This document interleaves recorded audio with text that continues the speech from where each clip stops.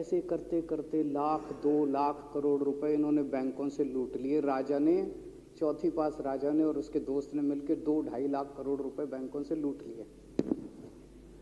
अब बैंकों से पैसा लूटने के बाद उन्होंने देश को खरीदना चालू किया। सबसे पहले उन्होंने देश के एयरपोर्ट खरीदे, पहले 6 एयरपोर्ट खरीदे, फिर उन्होंने बिजली कंपनियां खरीदी, फिर उन्होंने बिजली के दाम बढ़ा दिए पूरे देश के अंदर, फिर उन्होंने सी पोर्ट खरीदने चालू कर दिए, फिर उन्होंने कोयले खदानें ले ली, फिर इन्होंने पुलिस।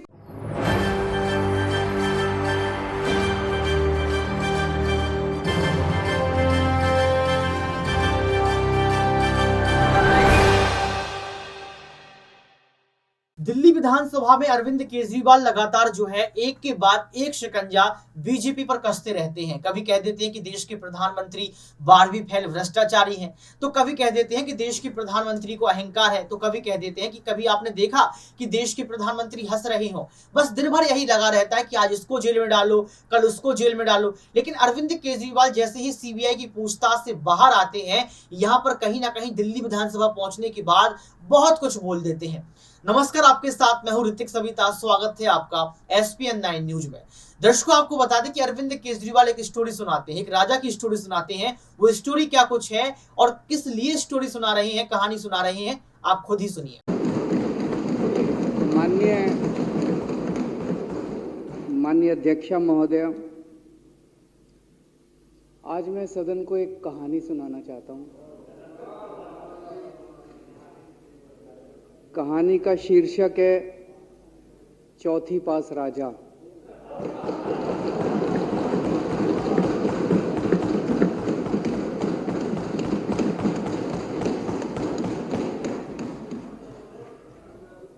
आपने बचपन में राजा रानी की बहुत कहानियां सुनी होंगी।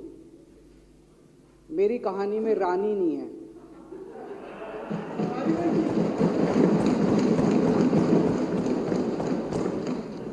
बस राजा है। ये कैसे राजा की कहानी है अध्यक्ष महोदया, जो अनपढ़ था, चौथी पास था, बेहद अहंकारी था, बहुत अहंकार था, बहुत ज्यादा, और पैसे की इतनी हवस थी, इतना भ्रष्टाचारी था, इतना भ्रष्टाचारी राजा था। ये एक महान देश की कहानी है। एक बहुत महान देश था, कई हजार साल पुराना देश। उस देश में, एक गांव में, एक बहुत गरीब परिवार में एक बच्चे का जन्म हुआ। जब बच्चे का जन्म हुआ तो ज्योतिषी ने कहा, गांव में ज्योतिषी होते हैं, आते हैं, वो पत्री बनाते हैं। ज्योतिषी ने कहा, माई, तेरा लड़का बड़ा होके बहुत बड़ा सम्राट बनेगा। माई को यकीन नहीं हुआ, मेरा इतने गरीब हूं मैं, कहां से मेरा बेटा सम्राट बनेगा।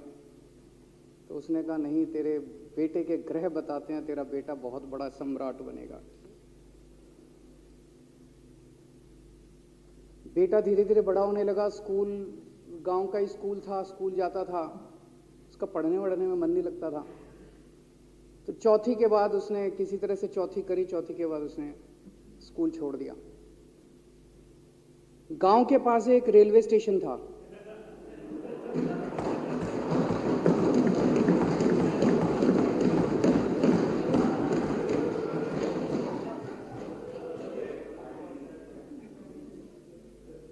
तो घर का खर्चा चलाने के लिए वो लड़का वहां स्टेशन पे चाय बेचता था। लड़के को भाषण देने का बड़ा शौक था।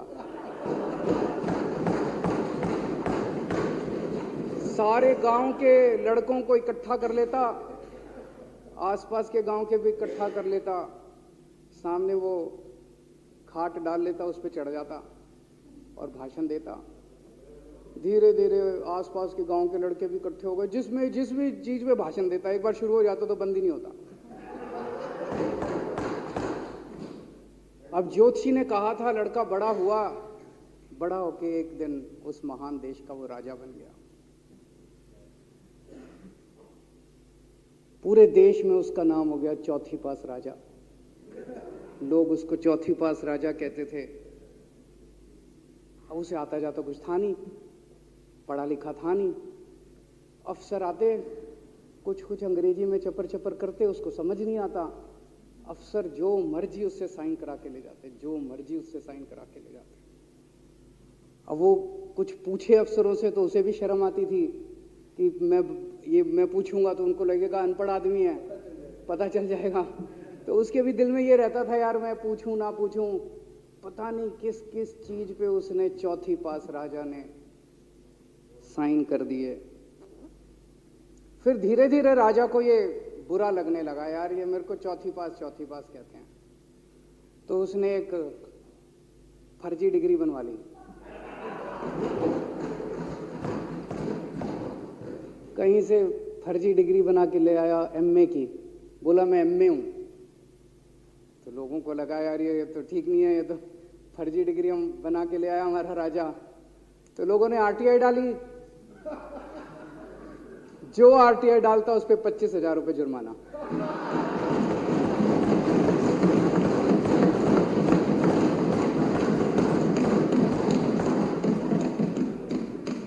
आपके नेता की बात नहीं कर रहा। आप लोग भी हंस सकते हो।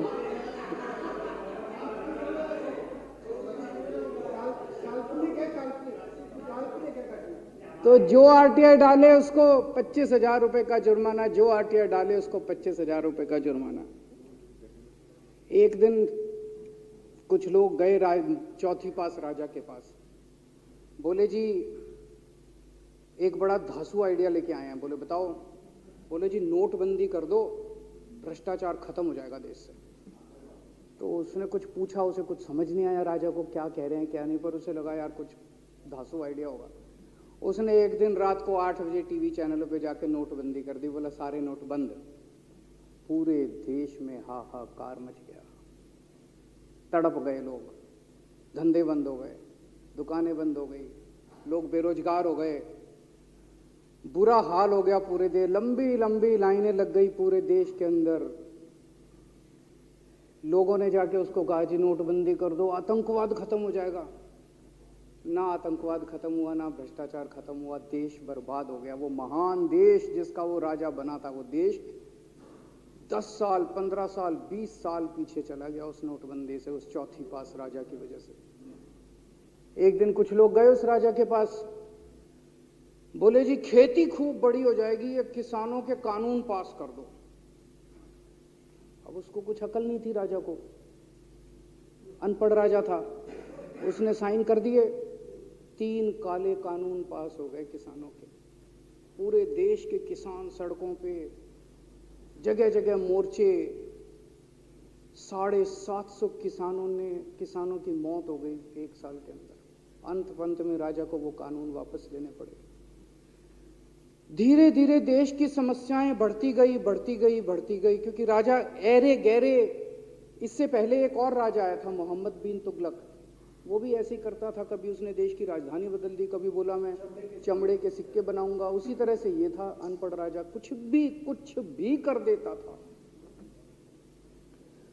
अब राजा को एक दिन लगा यार मैं तो राजा बन गया, पता नहीं कितने दिन रहूंगा। तो उसकी गरीबी में जो जीवन उसने जिया था, उसे लगा यार पैसे तो कमाने चाहिए। पैसे कैसे कमाऊं? पैसे कमाऊंगा तो जनता में छवि खराब होगी। तो उसने अपने एक दोस्त को बुलाया और उस दोस्त को बोला कि ऐसा करते हैं कि मैं तो राजा हूं, सारे सरकारी ठेके तेरे को दिलाऊंगा, सारी कंपनियां तेरे को दिलाऊंगा, सरकारी पैसा तेरे को दिलाऊंगा, नाम तेरा पैसा मेरा। तेरे को पूरे उस पे 10% कमीशन तेरे को मिलेगा, सारा पैसा मेरा। दोस्त मान गया। दोस्त को क्या था, फ्री में पैसा मिल रहा था, दोस्त मान गया। उसके बाद दोनों ने मिलके जो देश को लूटा।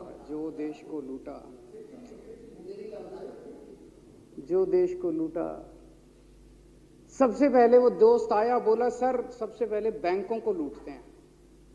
तो बोला वो कैसे यार, बैंकों को लूटेंगे तो ये तो ठीक नहीं है। बोला नहीं, ऐसे करते हैं, आप किसी बैंक के चेयरमैन को बुलाओ, उसको बोलो कि वो मेरे को लोन देगा। तो बोला लोन देगा तो वापस करना पड़ेगा। बोला वापस कौन करेगा, वापस थोड़ी करना है, आप राजा हो, वापस नहीं करना, लोन दिला दो बस। तो राजा ने एक बैंक के चेयरमैन को बुलाया, बोला इसको लोन दे। तो वो चेयरमैन की सिट्टी पिट्टी गुम हो गई, यार मैं तो मर जाऊंगा, फंस जाऊंगा, वो भाग गया। तो फिर उन्होंने ढूंढ ढांड के एक ऐसा चेयरमैन चुना जो कि सरासर भ्रष्टाचारी, जिसके ऊपर 10 फाइलें खुली हुई, जिसके ऊपर 10 केस चल रहे, उसको बुलाया। बोला देख तेरे को चेयरमैन बना रहे हैं, अब तू 10,000 करोड़ रुपए दे दे इसको, नहीं तो तेरे को जेल भेजेंगे। जेल जाना है कि पैसे दे रहा है? उसने कहा माई बाप मैं जो कहोगे जहां कहोगे साइन कर दूंगा। उसने 10,000 करोड़ रुपए का लोन उसके दोस्त को दे दिया। ऐसे करते करते 1,00,000 2 लाख करोड़ रुपए इन्होंने बैंकों से लूट लिए। राजा ने, चौथी पास राजा ने और उसके दोस्त ने मिलकर 2-2.5 लाख करोड़ रुपए बैंकों से लूट लिए। अब बैंकों से पैसा लूटने के बाद उन्होंने देश को खरीदना चालू किया। सबसे पहले उन्होंने देश के एयरपोर्ट खरीदे, पहले 6 एयरपोर्ट खरीदे, फिर उन्होंने बिजली कंपनियां खरीदी, फिर उन्होंने बिजली के दाम बढ़ा दिए पूरे देश के अंदर, फिर उन्होंने सी पोर्ट खरीदने चालू कर दिए, फिर उन्होंने कोयले खदानें ले ली, फिर इन्होंने पुलिस को भेज भेज के जो लोगों की कंपनियां थी, प्राइवेट लोगों की कंपनियां, यहाँ बंदूक रख रख के उनकी कंपनियां छीन ली राजा ने और उसके दोस्त ने। हाहाकार मच गया पूरे देश के अंदर। इतनी महंगाई हो गई, इतनी महंगाई हो गई पूरे देश में। पहले गैस 400 रुपए सिलेंडर होती थी, चौथी पास राजा के आने के बाद 1100 रुपए सिलेंडर हो गई। पहले पेट्रोल 71 रुपए होता था, 97 रुपए हो गया। पहले डीजल 57 रुपए होता था, 90 रुपए लीटर हो गया। जब पेट्रोल के दाम बढ़ गए, डीजल के दाम बढ़ गए, तो सारी चीजों के दाम बढ़ गए देश के अंदर। हाहाकार मच गया, सब चीजों पे इसने और इसके दोस्त ने कब्जा। दूध पहले 46 रुपए होता था, 66 रुपए लीटर हो गया। बच्चों को माएँ दूध पिलाने लायक नहीं बची, घरों के अंदर छोटे छोटे बच्चों के दूध छीन लिए इसने राजा ने। सरसों का तेल 90 रुपए लीटर होता था, 214 रुपए हो गया। बताओ, धीरे धीरे पूरे देश में हाहाकार मच गया। लोग अब राजा के खिलाफ आवाज उठाने लगे, लोग उसके खिलाफ बोलने लगे। तो राजा ने कह दिया जो मेरे खिलाफ बोलेगा पकड़ के जेल में डाल दूंगा। एक के बाद एक राजा ने लोगों को पकड़ पकड़ के जेल में डालने शुरू कर दिया। किसी ने राजा का कार्टून बना लिया, उसको भी जेल में डाल दिया। किसी ने राजा का नाम गलत ले दिया, उसको भी जेल में डाल दिया। किसी टीवी चैनल वाले ने राजा के खिलाफ लिख दिया, उसको भी पकड़ के जेल में डाल दिया। किसी जज ने राजा के खिलाफ कोई ऑर्डर कर दिया, उसको भी पकड़ के जेल में डाल दिया। ना जजों को छोड़ा, ना पत्रकारों को छोड़ा, ना मीडिया को छोड़ा, ना व्यापारियों को छोड़ा, ना उद्योगपतियों को, किसी को नहीं छोड़ा। राजा ने पकड़ पकड़ के उसने चौथी पास राजा ने सबको जेल में डालना चालू कर दिया। एक महान देश कहा। तो सुना आपने इस वीडियो को सुनने के बाद आपको पता लग गया होगा कि किस तरीके से यहाँ पर अरविंद केजरीवाल ने जो है मजाक करते हुए, तीखा हमलावर करते हुए दूध का दूध पानी का पानी कर दिया, यानी कि केंद्र की सरकार को जमकर घेरा। लेकिन दर्शकों, मैं आपसे जानना चाहता हूं, पूछना चाहता हूं कि अरविंद केजरीवाल ने जो बड़ा खुलासा किया, जो बातें कही हैं, क्या आप इससे सहमत हैं? आज देश में क्या सच में लोकतंत्र की हत्या की जा रही है? क्या सच में तानाशाही बढ़ गई है? और क्या सच में विपक्ष को खत्म करने का प्रयास किया जा रहा है? आप ये भी कमेंट बॉक्स में जरूर बताएं। आज के इस खास प्रोग्राम में बस इतना ही। देखते रहिए SPN9 न्यूज।